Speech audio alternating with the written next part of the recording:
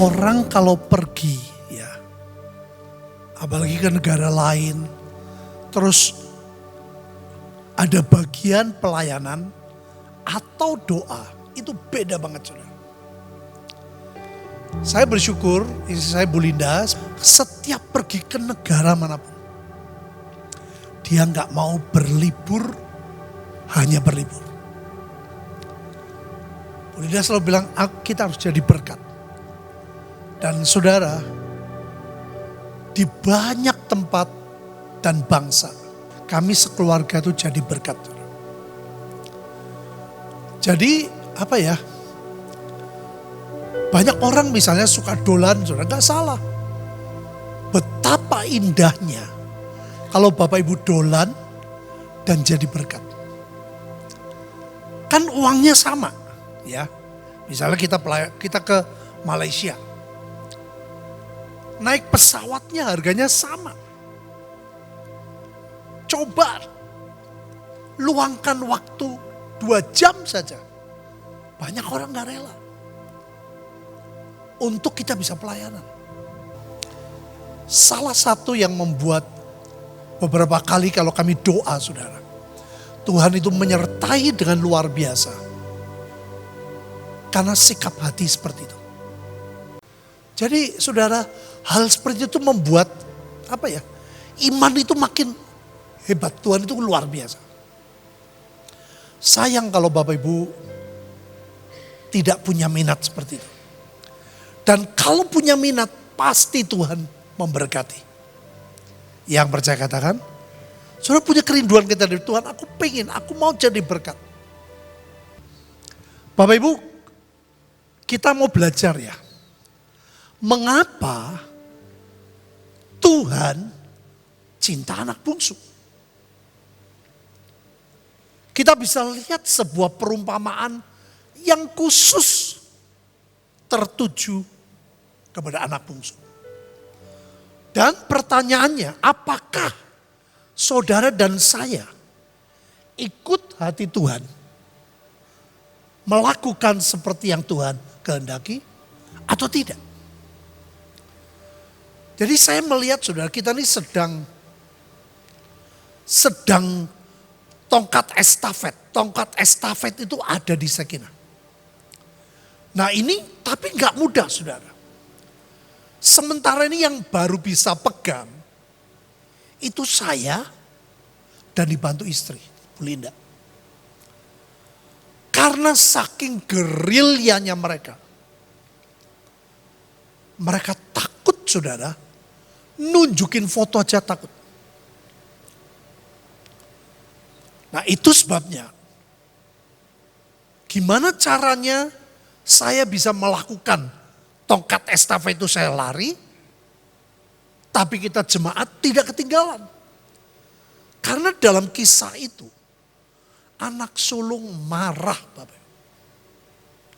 Anak sulung tidak mau masuk ke rumah Tuhan. Ini yang saya merenungkan, mendoakan. Gimana dua-duanya itu bisa berjalan. Tongkat estafet di tangan saya, karena Bu Linda itu istri saya harus lari. Tapi saudara tidak ketinggalan. Tidak marah, tidak ngomel, tapi mengerjakan bagian kita. Nah sekarang saudara, saya punya teman hamba Tuhan yang dulu lah. Jawaban mereka rada mirip. Mengapa mereka tidak terbeban seperti hati Tuhan?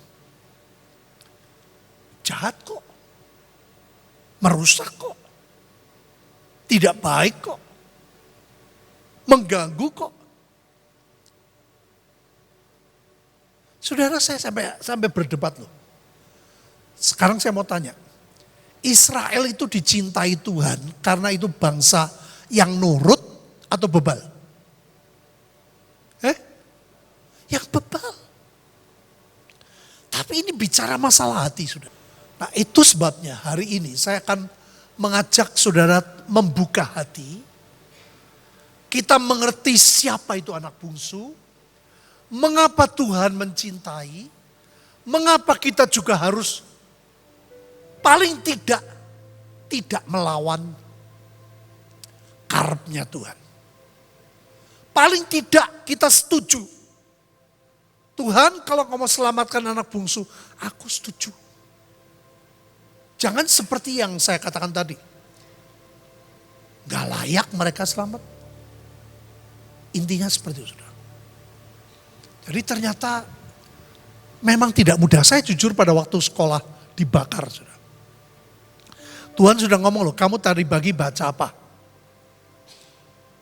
Saya bilang, perilaku mereka seperti keledai liar. Ya sudahlah kata Tuhan. Saya memilih mengampuni, terjadi mujizat. Tapi Bapak Ibu, tidak cukup 1 minggu, 2 minggu. Hati yang sakit itu hilang. Benar. Apalagi pada waktu itu, saya sekian bulan loh Bapak Ibu, tidak terima PK, gaji, supaya gedung itu jadi. Begitu dihancuri, dibongkar, rasanya tuh gak bisa terima. Nah dari situlah saya belajar mengerti. Tapi kita tidak boleh tinggal dalam keadaan seperti itu. Apapun yang Bapak lakukan, kita harus sepakat dengan Bapak. Yang percaya katakan, itu yang Tuhan inginkan. Coba kita lihat. Next. Saudara kita lihat ya, asal usul mereka. Kalau saudara dan saya mengenal asal usul mereka, saya berharap kita mudah mengerti. Awal saya nikah dengan istri saya, banyak yang saya gak bisa cocok. Kebiasaan papa mamanya Bu Linda. Jadi totok itu ternyata bermacam-macam saudara. Ada kebiasaan-kebiasaan yang tidak cocok dengan saya. Tapi setelah saya mengenal papa mamanya Bu Linda, keluarnya, oh pantas. Saya bisa terima. Demikian juga Bu Linda terhadap saya. Kenapa saya begini, kenapa saya diktator, kenapa saya marah, gampang marah. Karena dia tahu saya mengalami luka yang begitu dalam. Nah jadi Bapak Ibu, kita mau kenal dulu. Kenapa Tuhan sayang mereka? Salah mereka di mana? Seberat apapun, seberat apa salah mereka? Adapun Sarai, istri Abram, tidak beranak. Ya. Sarai itu istri siapa Bapak Ibu? Siapa bapak orang beriman? Abram. Ia mempunyai seorang hamba, perempuan, orang Mesir. Namanya Hagar, artinya pelarian. Orang asing, pengembara. Berkatalah Sarai kepada Abram, engkau tahu Tuhan tidak memberi aku melahirkan anak, karena itu baiklah hampiri hambaku itu. Mungkin loh, padahal dia ngomong mungkin. Oleh dialah aku mendapat seorang anak. Dan Abram, apa Bapak Ibu? Tolong jawab. Mendengarkan. Ini salahnya komplit, saudara. Sarai salah. Abram sebagai bapak orang beriman salah. Itu sebabnya Tuhan terpaksa ganti nama. Abram jadi Abraham, Sarai jadi Sarah. Ini bukan kemauan dari Hagar, Bapak Ibu. Peristiwa yang membuat dunia seperti sekarang ini. Bukan keinginan dari Hagar. Tapi keinginan Sarai. Dan Abram sebagai bapak orang beriman setuju. Nah makanya saya katakan tadi saudara. Paling tidak kita setuju aja dengan apa yang Tuhan kerjakan. Itu sudah cukup. Tuhan aku gak terbeban untuk anak bungsu, gak apa-apa. Asal jangan berseberangan. Kan memang saudara di dunia ini kan selain anak bungsu kan ada banyak orang-orang lain ya yang perlu diselamatkan. Paling tidak saudara dan saya mengerti kisahnya. Bukan maunya mereka. Pengen seperti itu. Jadi Sarai istri Abram mengambil Hagar.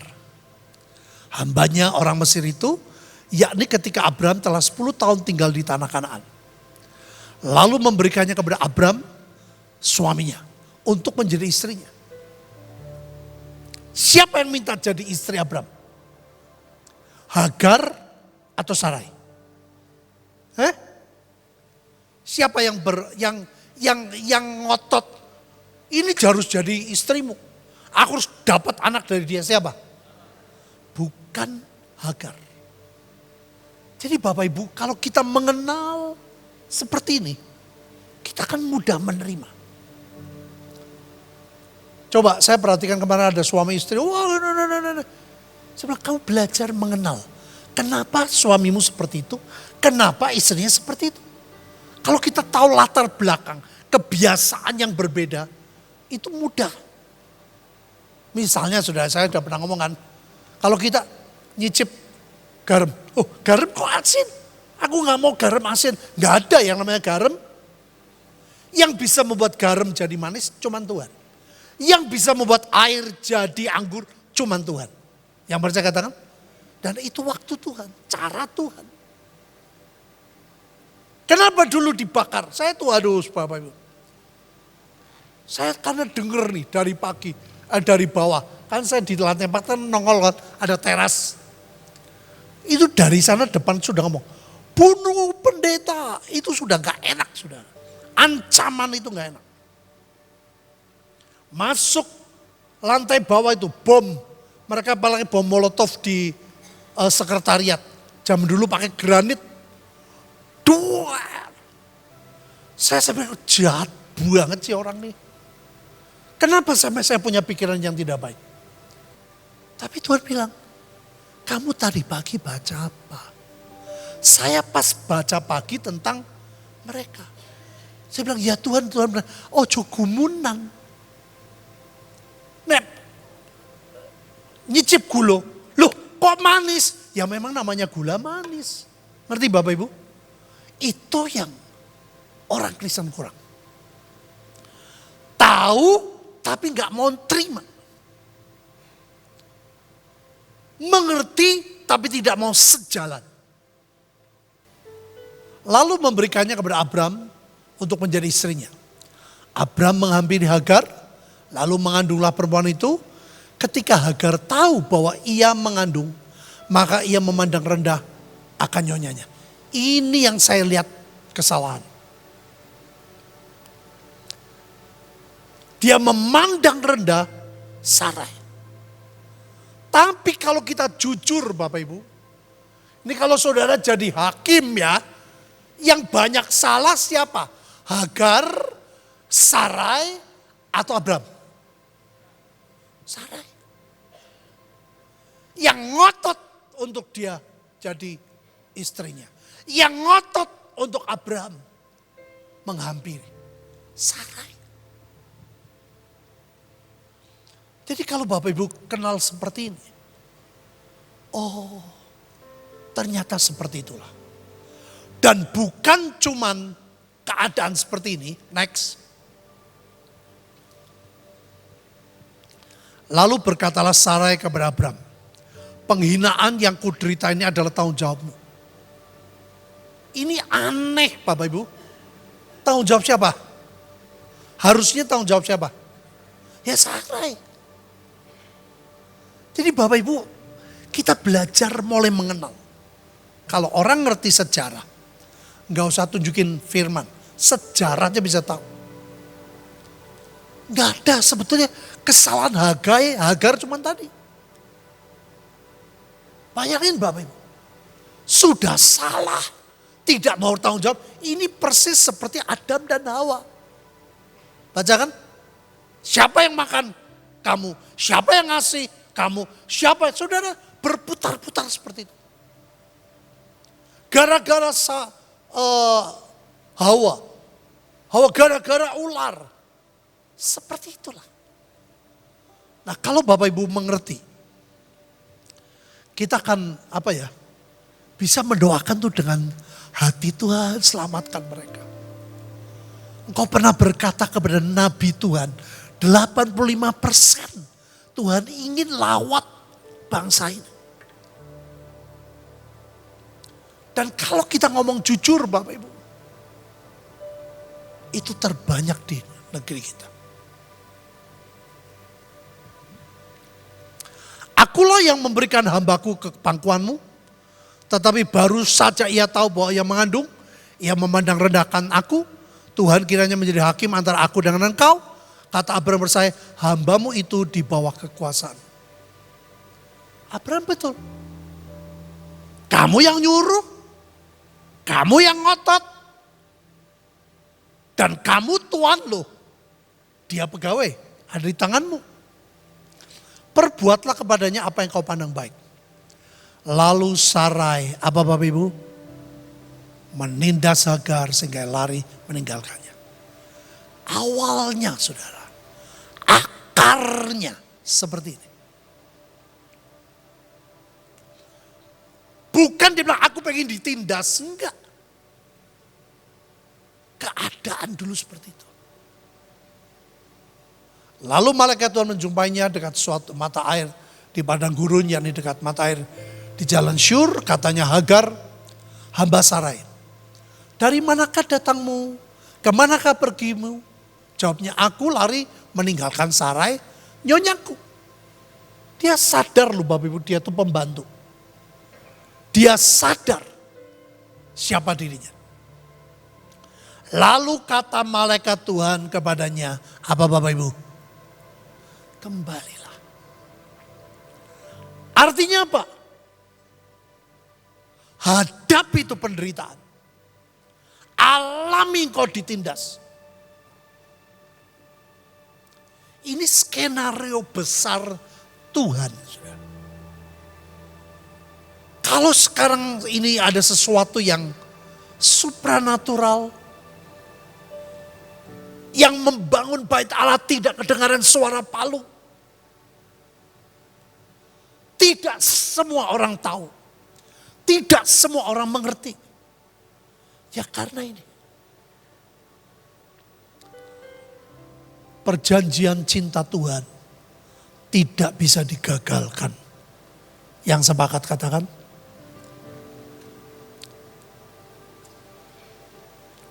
Kembali kepada nyonyamu.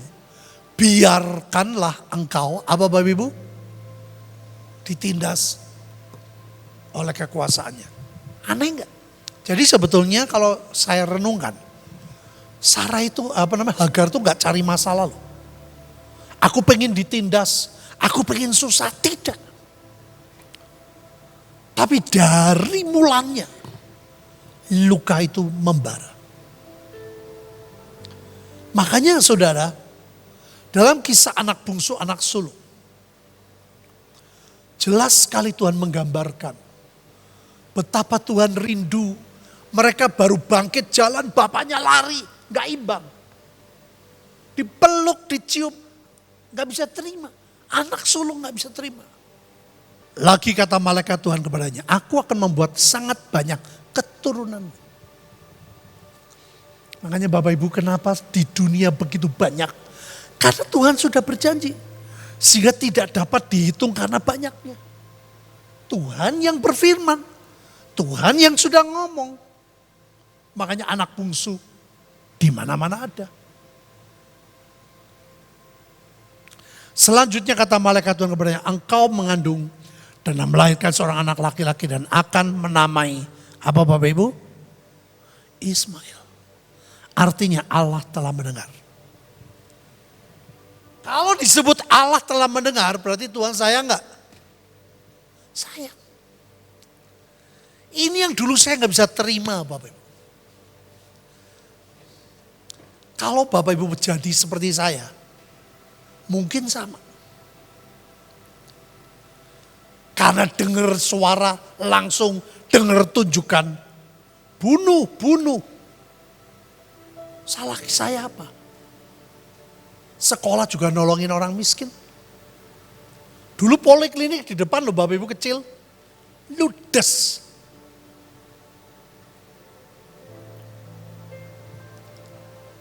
Sebab Tuhan telah mendengar tentang penindasan atasmu.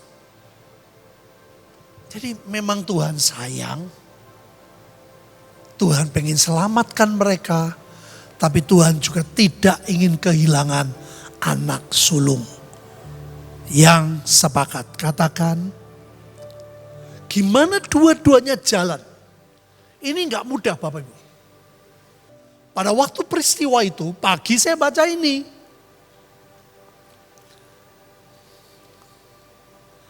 Seorang laki-laki yang lakunya, apa Bapak Ibu? Seperti, ya memang sudah ditulis begitu kok. Kita seringkali nggak bisa dong. Nggak layak ditolong. Tuhan sudah bilang kok. Makanya Bapak Ibu, seberapa jeleknya saudara, cinta Tuhan kepadamu tidak berubah. Yang percaya katakan, yang kemarin Vincent bilang, kamu tidak setia, Allah tetap itu Yesus. Makanya kalau saudara kenal siapa Tuhan, sebegitu hebat cintanya kepada kita, kita akan kagum. Sudah rela apapun yang Tuhan suruh, aku rela. Masih kayak gitu.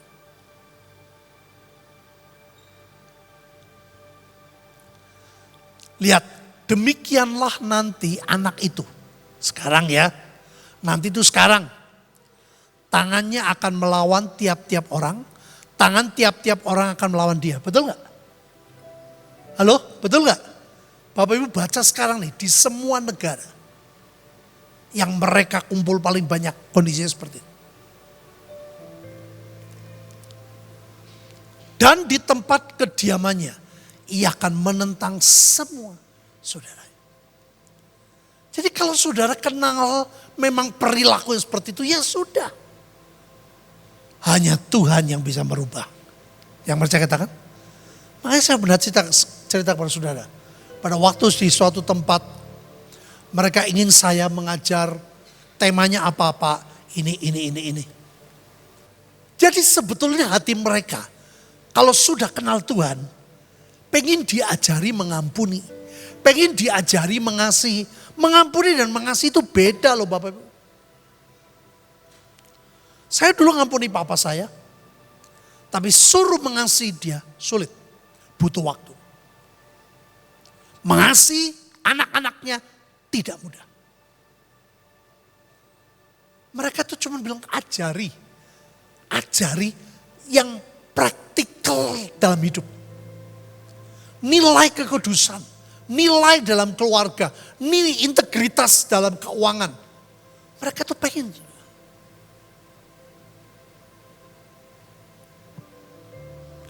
Jadi Bapak Ibu bisa lihat kondisinya memang seperti itu. Kalau bahasa Ibraninya gawan bayi. Ya toh? Bahasa Ibraninya apa? Oh sorry. Bahasa Ibrani kuno. Gawan bayi. Memang begitu. Next. Bayangin Bapak Ibu ini rencana Tuhan loh. Tentang Ismail. Aku telah mendengarkan permintaanmu.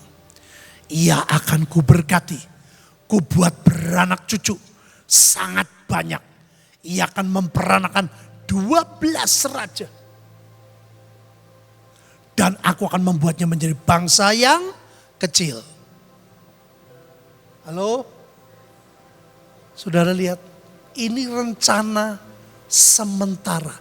Belum ending. Endingnya Yesaya 60 ayat 7. Yang percaya katakan. Endingnya anak bungsu kembali. Yang percaya katakan. Di manakah anak sulung, itu yang kita harus perhatikan.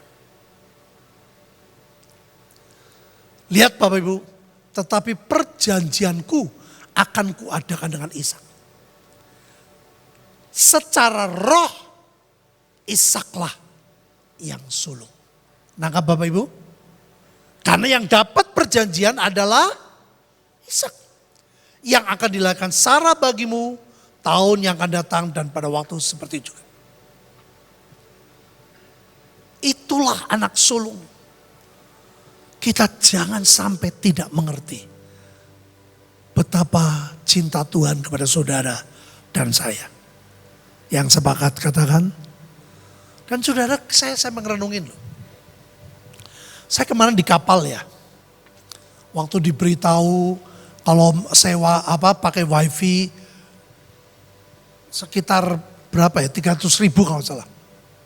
Saya ambil keputusan, saya tidak mau pegang handphone. Saya tidak akan ikut grup kemana-mana. Saya mau banyak di kamar atau di balkoni ya, lihat laut atau paling atas. Saudara, saya nggak pegang handphone, hanya baca Alkitab. Tuhan nggak bicara.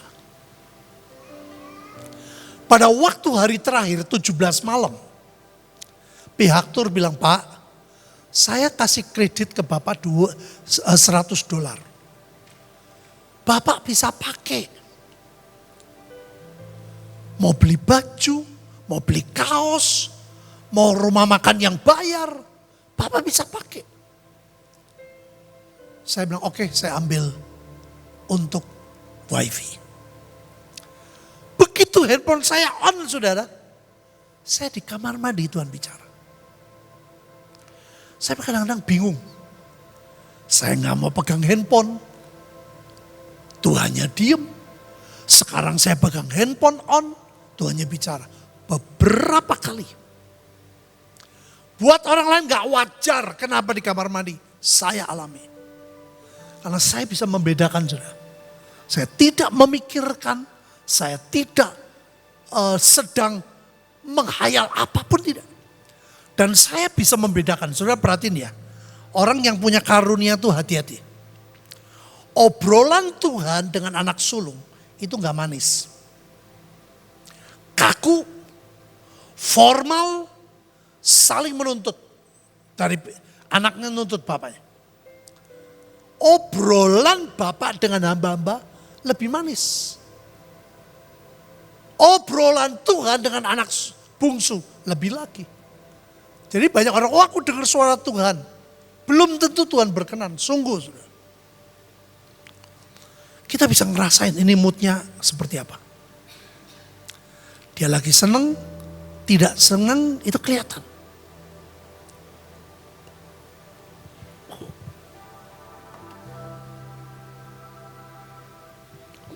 Itu sebabnya gak menjamin, kalau Bapak Ibu berkata, aku dengar suara Tuhan. Tuhan bicara. Bicara seperti apa? Itu yang harus kita perhatikan. Next. Maka bangkitlah ia dan pergi kepada bapaknya. Ya, ini anak bungsu. Ketika ia masih jauh, ini enggak normal, saudara. Masih jauh loh, baru bangkit loh, belum jalan loh. Ayahnya telah melihatnya lalu tergeraklah hatinya oleh belas kasihan.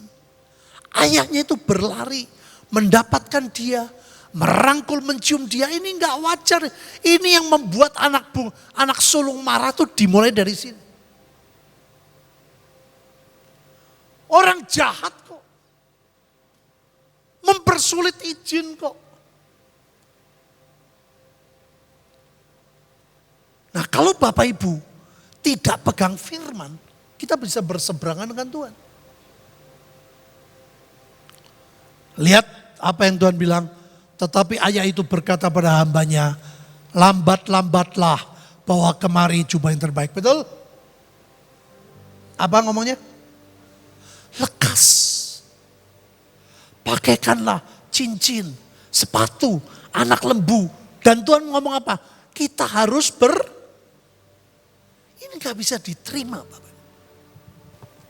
Ya, inilah transfer of wealth. Inilah transfer of wealth. Jiwa-jiwa anak bungsu balik kepada Tuhan. Yang sepakat katakan, kita patut bersukacita dan bergembira. Ini ngomong Bapak loh. Karena adikmu telah mati menjadi hidup kembali. Bapak Ibu, Tuhan itu berfirman loh kepada murid-murid dan kepada kita. Aku memberi kuasa, mengusir setan. Yang percaya katakan, menyembuhkan orang sakit. Percaya? Dan yang satu yang sulit apa? Membangkitkan orang mati. Saudara, saya baru ngerti. Ternyata yang membangkitkan orang mati adalah pada waktu kita melihat adik kita kembali. Ia telah hilang dan didapati, apa Bapak Ibu? Kembali. Saya bilang, Tuhan,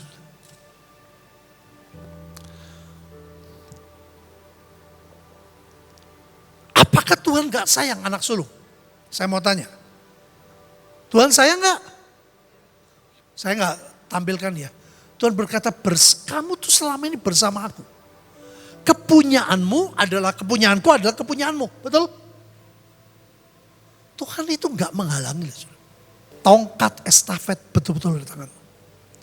Bapak Ibu tahu, pihak tur sampai ngecek loh. Ke counternya kapal yang 6.000 orang itu. Hanya ada satu orang yang namanya Sekina. Dan shiftnya berganti-ganti. Misalnya tanggal 16, 19 Sekina. Terus tanggal lain misalnya 21 berapa persen. Itu bukan orang itu. Manajernya ganti terus. Ngerti Bapak Ibu ya? Tugasnya berganti. Mengapa hari itu? Mengapa ketemu Gaby? Mengapa Vincent bisa lihat tulisan? Mengapa saya bisa tanya, kamu ngerti gak artinya? Mengapa hari itu 18 Januari? Fine dining malam saudara. Kita semua harus pakai pakaian yang rapi. Tahu-tahu nongol dia. Dia nyanyi. Karena dia WL di gereja Filipina. Dan kita juga mengerjakan Filipina. Siapa yang melakukan? Saya gak bilang, nanti ya. 16 sampai 18 aku minta ya. Yang namanya Sekina. Gak ada Bapak Ibu. Itu gak berhak. Yang berhak ya yang manajer kapalnya. Bukan saya. Nanti ya. Pagi-pagi harus ketemu Gaby. Siapa Gaby dia gak ngerti. Saya ngomong gini sudah ngerti. Penyertaan Tuhan lebih penting dari yang lain. Perkenanannya kelihatan. Makanya saya bilang, Tuhan, aku mau terlibat. Tapi aku juga mau supaya yang di dalam ini. Saudara STT terkenal di Jakarta. Dia mengakui tentang discipleship dari Youth with a Mission. Vincent pernah belajar. Saudara tahu, Cina nih ya, yang kita datang itu pelayanan dari Youth with a Mission Cina. Jadi ini luar biasa. Saya bilang, Vin, coba kamu dirunding dengan yang lain. Buat formulasi supaya kita semua yang tidak terlibat pelayanan bersama-sama Papa. Engkau tetap on fire. Tetap mengerti. Engkau akan dipakai Tuhan. Yang mengerti. Katakan. Saudara, kalau kita lihat ya, ini merepotkan. Saya tanya kepada ahli sejarah. Ternyata sepatu anak lembu cincin itu mereka nggak punya. Hambanya nyari. Ngerti Bapak Ibu? Hambanya nyari, hambanya beli. Padahal dalam kisah ini lebih banyak orang yang hamba upahan. Karena anak bungsu bilang, banyak hamba upahan di rumah Bapakku, betul? Tapi saking Tuhan gak bisa ngomong yang lain.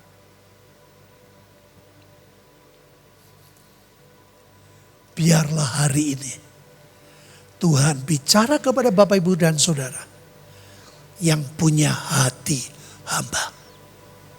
Yang mengerti, katakan, ikuti aja apa yang Tuhan mau. Saya bilang, Tuhan, apapun yang kau mau, jadilah dalam hidupku. Yang sepakat, katakan, terima kasih Tuhan, terima kasih. Biar roh Tuhan bekerja di tengah-tengah kami. Biar roh Tuhan menjamah setiap kami. Biar roh Tuhan bergerak di antara kami. Biar kami sepakat dengan hati-Mu Tuhan. Apapun yang Kau mau, jadilah. Apapun yang Kau rindukan, terjadilah. Apapun yang Engkau inginkan, terjadilah. Apapun rencanamu, walaupun kami tidak cocok. Setelah sekolah mengalami keadaan waktu itu, beberapa waktu kemudian pertemuan di Holy Stadium, Tuhan berkata memang Shekinah akan punya tugas khusus. Engkau yang paling legal karena Tuhan izinkan terjadi. Jadi Bapak Ibu semua, terimalah tongkat estafet yang dari Tuhan. Dan terus kita berdoa supaya kita semua makin kuat, makin dicintai Tuhan, makin diberkati. Alami transfer of wealth. Belum tentu hanya dari anak bungsu.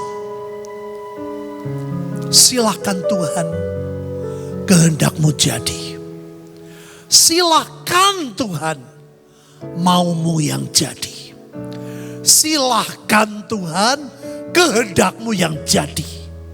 Terimalah berkat yang ajaib, kasih agape dari Bapa, Putra, dan Roh Kudus. Membuat rohanimu terus bertumbuh. Jiwamu makin sehat, bisa jadi berkat, tidak mudah kecewa, tidak mudah marah, mudah menerima satu dengan yang lain. Diberkatilah keluargamu jadi harmonis sehingga dunia melihat ada Yesus dalam keluargamu dan keluarga yang melayani Tuhan. Diberkatilah kesehatanmu, tidak ada penyakit yang bertahan. Semua sembuh oleh bilur Yesus. Diberkatilah ekonomimu sebab engkau sedang masuk masa keemasan dan keajaiban. Jiwa-jiwa dan kekayaan diberikan sesuai dengan imanmu. Terimalah berkat ini dalam nama Tuhan Yesus Kristus. Yang menerima dan percaya, katakan